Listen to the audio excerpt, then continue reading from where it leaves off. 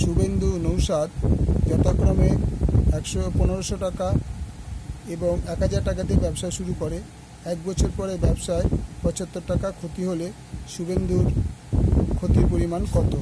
Option A 45 টাকা, option B 30 টাকা, option C 25 টাকা, অপশান ডি 40 টাকা।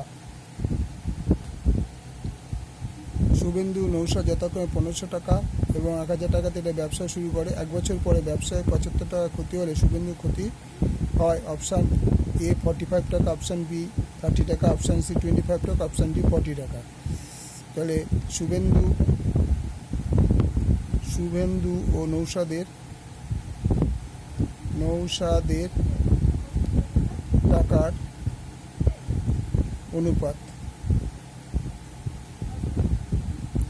1500:1000 বা 15:10 বা 3:2, 3 5 15, 5 2 10। তাহলে মোট অনুপাত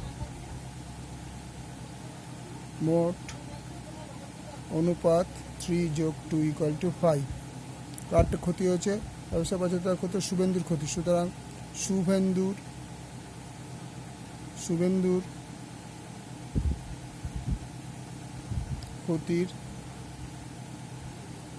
পরিমাণ, মোট ক্ষতি হয়েছিল 75 টাকা।